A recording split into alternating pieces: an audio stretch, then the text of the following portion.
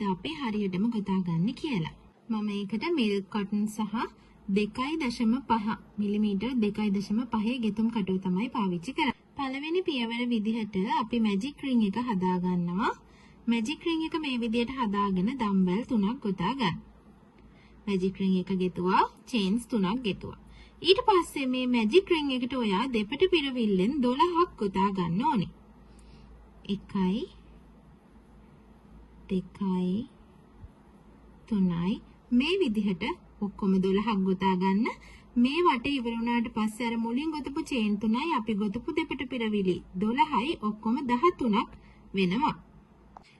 හරි. මම දැන් දෙපට පිරවිලි 12 ගොතාගෙන තියෙන. දැන් ඔක්කොම චේන් 3ත් එක්ක 13ක් තියෙනවා. මේ නූල් කෑල්ලෙන් ඇදලා මේක හොඳට තද කරගෙන අපි මුලින් ගොතපු චේන් 3 උඩම චේන් එකට ජොයින්ට් කරනවා. මෙන්න මේ වගේ පොඩි රවුමක් තමයි අපි හදාගන්නේ. ඊළඟ පියවර විදිහට තුම්පට පිරවිල්ල ගොතනවා අපි මේ පළවෙනි චේන් එක අතහැරලා දෙවෙනි චේන් එකට. මේ දෙවෙනි චේන් එකට අපි තුම්පට පිරවිලි ට්‍රිබල් ක්‍රොෂේ 8ක් දාගන්න ඕනේ. එකම තැනට ට්‍රිබල් ක්‍රොෂේ 8ක් දාගන්න ඕන.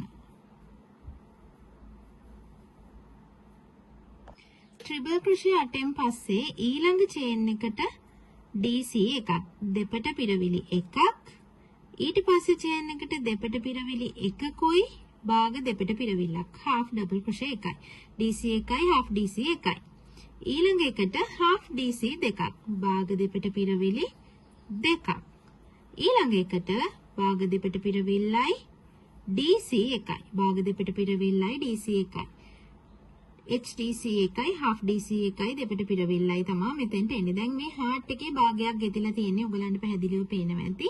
මෙතන ඉඳන් මෙතෙන්ට ගොතාගෙන ආපු එකයි මෙතන ඉඳන් මේ පැත්තට අනිත් පැත්තට ගොතන එක තමයි අපි මෙතෙන්දි කරන්නේ. දැන් අපි මේක අනිත් පැත්තට ගොතාගෙන යමු.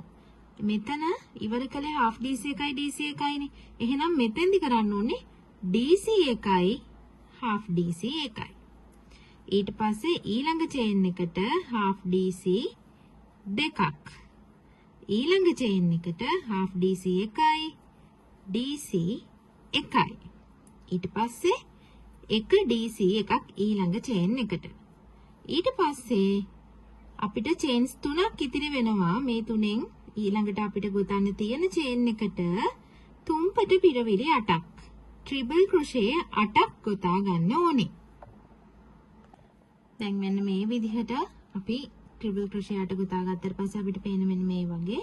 දැන් මේ ඊළඟ චේන් එකට අපි ගොතන්නේ නැහැ. ඒකට ගොතන්න නැතුව අර පටන් ගත්ත තැන චේන් එකට අපි අපේ ගෙතුම ජොයින්ට් කරනවා. ජොයින්ට් කරලා චේන් එකක් ගොතලා අපි අපේ දබර ගිල්ල ගාවෙන් නූල කට් කරනවා. දැන් අපේ heart එක හරි. ඔන්න ඔහොම. ඊට පස්සේ අපි මේ නූල් ටික හංග ගන්න ඕනේ. මේවා ලෙහෙන්නේ නැති වෙන්න.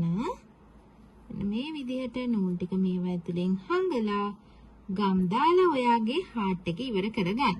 මේ නූල් කොටසත් ඒ විදිහටම නූල හයිට් කරලා ගම් දාලා ඉවර කරගන්න.